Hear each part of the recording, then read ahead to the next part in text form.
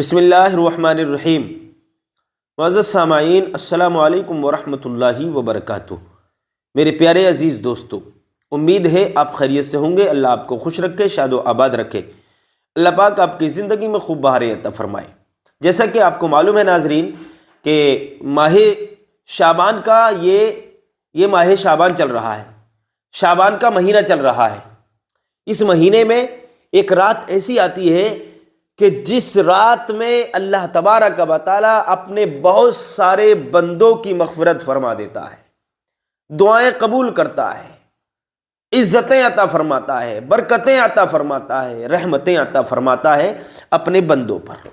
میرے عزیزو، شعبان کی 15 تاریخ یعنی شب بارات میں، شعبان کی 15ویں رات میں اللہ تبارک و تعالی آسمان دنیا پر نزول اجلال فرماتا ہے اور اپنے بندوں سے فرماتا ہے، اے میرے بندو، اے میرے بندے، مانگ لے مجھ سے۔ ہے کوئی مانگنے والا کہ میں اس کو عطا کروں؟ عزت چاہتے ہو تو عزت مانگ لو، شہرت چاہتے ہو تو شہرت مانگ لو، ہے نا؟ ایمان کی حفاظت چاہتے ہو تو اللہ سے ایمان کی حفاظت مانگو، اور اولاد چاہتے ہو تو اولاد مانگو۔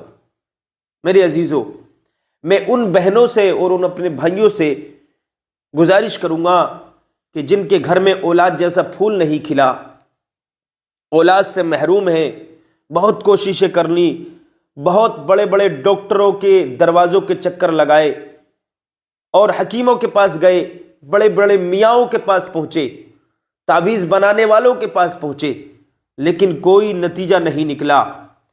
میاں لوٹ کے کھا گئے، کوئی فائدہ نہیں ہوا، چکر پہ چکر لگائے، ڈاکٹروں نے برباد کر دیا، حکیموں نے برباد کر دیا، کوئی فائدہ نہیں ہوا، کوئی نتیجہ نہیں نکلا، کوئی لابھ نہیں ملا۔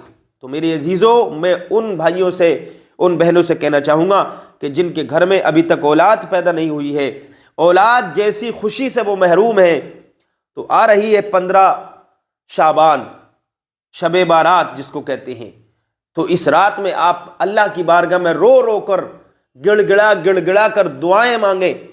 دل سے جو آپ دعا مانگیں گے تو اللہ تعالیٰ ضرور آپ کی دعا قبول فرمائے گا۔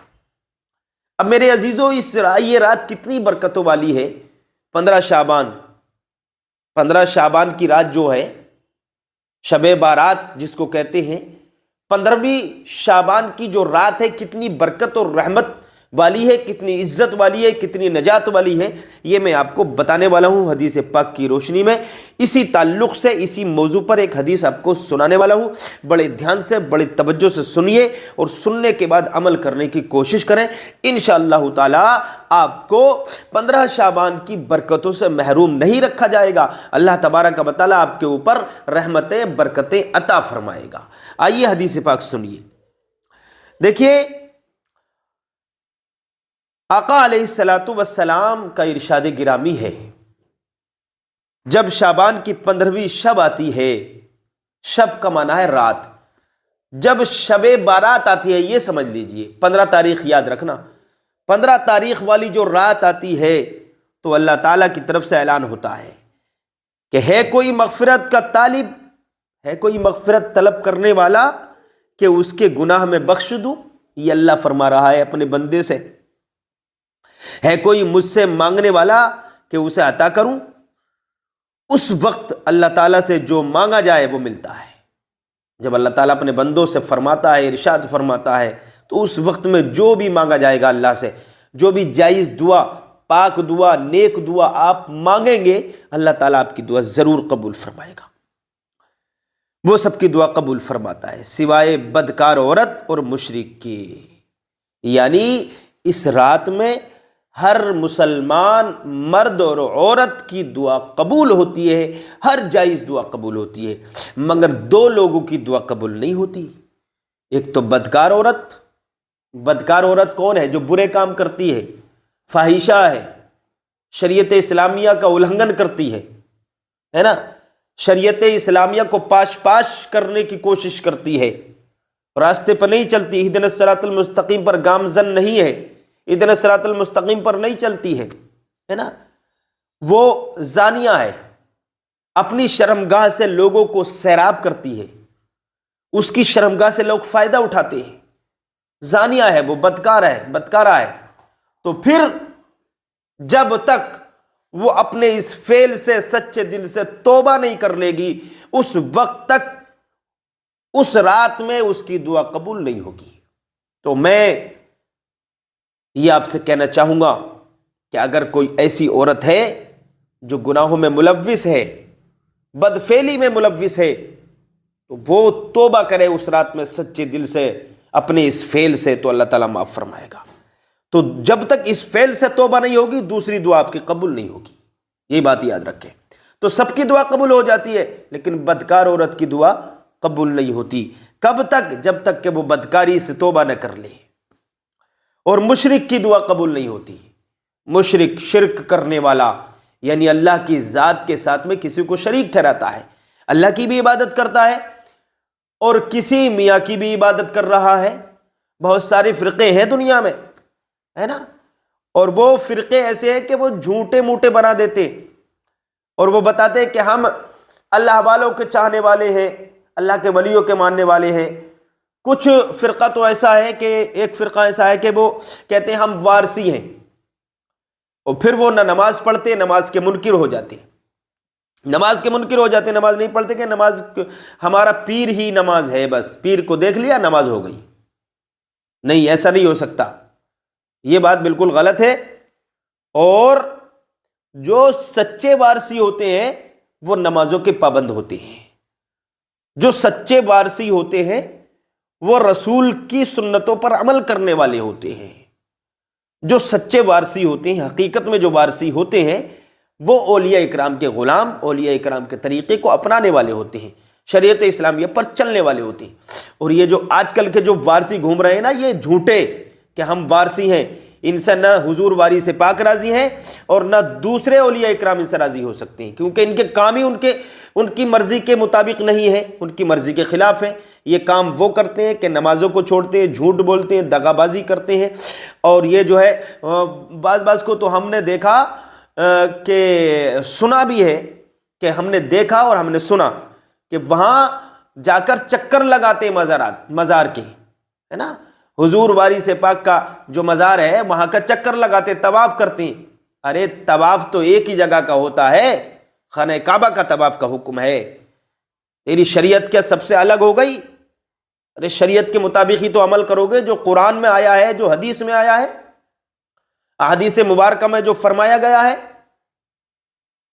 اور حدیث میں وہی فرمایا جاتا ہے جو اللہ تبارک و تعالیٰ نے قرآن میں نازل فرمایا، وہی حدیث میں بتایا جاتا ہے۔ تو میرے عزیزو، اللہ تعالیٰ کیا فرماتا ہے؟ وما ينطق عن الهوى ان هو الا وحی یوحى، یعنی اللہ نے فرمایا وما ينطق عن الهوى، یہ اپنی طرف سے کچھ نہیں کہتے، ان هو الا وحی یوحى، مگر یہ میرے رسول وہی کہتے ہیں جو ان کے اوپر وحی کی جاتی ہے، یعنی جو اللہ فرماتا ہے وہی فرمایا جاتا ہے آپ سے۔ تو معلوم کیا ہوا، خلاصہ کیا ہوا، اس کا نتیجہ کیا نکلا کہ حدیث میں میرے نبی نے جو فرمایا تو وہی فرمایا جو اللہ نے ان سے فرمایا، جو اللہ نے ان کی طرف وحی نازل فرمائی، اپنی طرف سے کچھ نہیں کہا۔ وما ينطق عن الهوى ان هو الا وحی یوحى۔ میرے عزیزو، تو اس بات کو یاد رکھو، طواف صرف اور صرف خانہ کعبہ کا ہوتا ہے، اور کسی چیز کا طواف نہیں کر سکتے آپ، کیونکہ اجازت ہی نہیں ہے شریعت میں۔ اللہ کے رسول جو شریعت لے کے آئے، ہم اس شریعت کے ماننے والے ہیں، اور اگر جو اس شریعت کے خلاف چلتا ہے نا، مزار کے چکر لگاتا ہے، تو وہ اولیاء اکرام بھی اس سے راضی نہیں ہو سکتے، حضور باری سے پاک بھی اس سے راضی نہیں ہو سکتے، کیونکہ یہ اجازت ہی نہیں ہے شریعت میں۔ تو مشرک کی دعا بھی قبول نہیں ہوتی، جو مشرک ہے، اللہ کے ساتھ کسی کو شریک ٹھہراتا ہے نا۔ بعض کہتے ہیں کہ میرا پیر ہی سب کچھ ہے، میرا پیر بھی ہے اور میرا خدا بھی ہے۔ وہ ایسے بھی جاہل لوگ ہیں، ایسے بھی بدبخت اور کم بخت لوگ دنیا میں موجود ہیں جو اللہ کے ساتھ اپنے پیر کو شریک ٹھہراتے ہیں، کہتے ہیں کہ میں اپنے اللہ کی بھی عبادت کرتا ہوں، میں اپنے پیر کی بھی عبادت کرتا ہوں۔ ایسے بھی فرقے ہیں دنیا میں۔ تو میں ان فرقہ باطلہ سے کہنا چاہوں گا، جو لوگ فرقہ باطلہ کے ماننے والے ہیں، میں ان سے کہنا چاہوں گا کہ خیر مناؤ، اللہ کا عذاب بہت سخت ہے۔ میرا رب فرماتا ہے ان بطش ربک لشدید، بے شک تیرے رب کی پکڑ بہت سخت ہے۔ جب تیرا رب پکڑے گا تو بچ نہیں پائے گا۔ تو میرے بھائی، میں یہ کہنا چاہتا ہوں اپنی ویڈیو کے مادھیم سے کہ وہی کرو جو قرآن نے فرمایا ہے، وہی کرو جو حدیث میں فرمایا گیا ہے، وہی کرو جو اولیاء اللہ کہتے ہیں، علماء اکرام جو فرماتے ہیں وہ کریں آپ، محدثین نے جو فرمایا، محققین نے جو فرمایا ہے نا، علماء اکابرین نے جو فرمایا وہ کریے آپ ان سے آگے تھوڑی بڑھ گئے، ان سے زیادہ آپ کو علم تھوڑی ہے۔ ائمہ مجتہدین نے جو فرمایا ہے نا، ائمہ اربعہ نے جو فرمایا وہ کریں آپ۔ تو میرے عزیزو، شریعت کے خلاف اگر چلے آپ تو ٹھکانہ نہیں ہے، کہیں ٹھکانہ نہیں ملے گا، نہ یہاں نہ مرنے کے بعد۔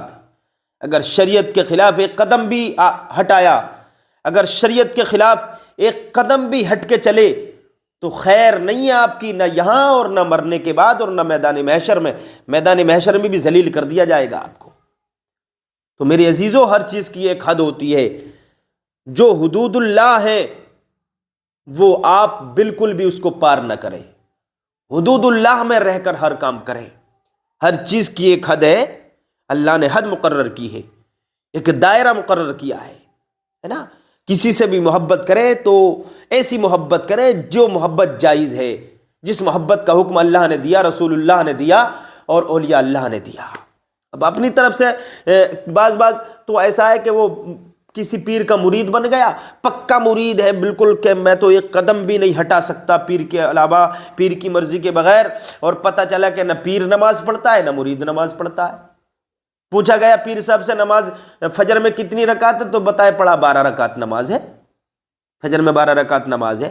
اس کے پیر کو ہی نہیں معلوم ہے تو اسے کیا معلوم ہوگا؟ تو پیر اچھے تلاش کرو جو شریعت پر چلنے والے ہیں، قرآن کی بات پر عمل کرنے والے ہیں، اولیاء اکرام کی بات پر عمل کرنے والے ہیں، جو نبی کے سچے وفادار ہیں انہی کو پیر بنائیے۔ آج کل کے جو یہ شیطان گھوم رہے ہیں نا، ان کو پیر مت بنائیے، یہ آپ کے ایمان کو برباد کر دیں گے۔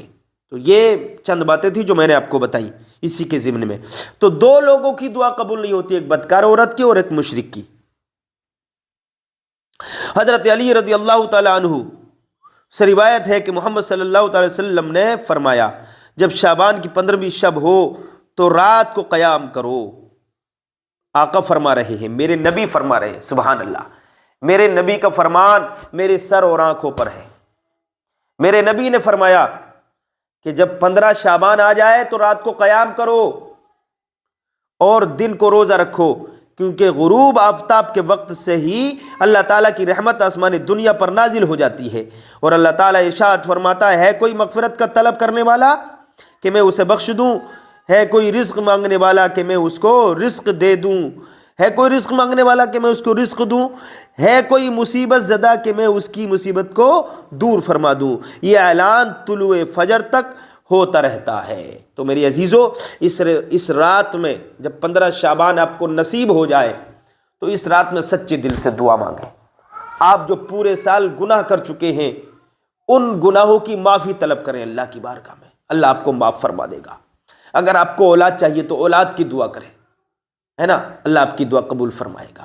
اگر آپ نیک بننا چاہتے ہیں تو نیک بننے کی دعا کریں، اللہ مجھے نیک کام کرنے کی ہدایت عطا فرما۔ اور آپ خاص کر میں آپ سے یہ عریضہ پیش کروں گا کہ اپنے ایمان کی حفاظت کی دعا مانگیں۔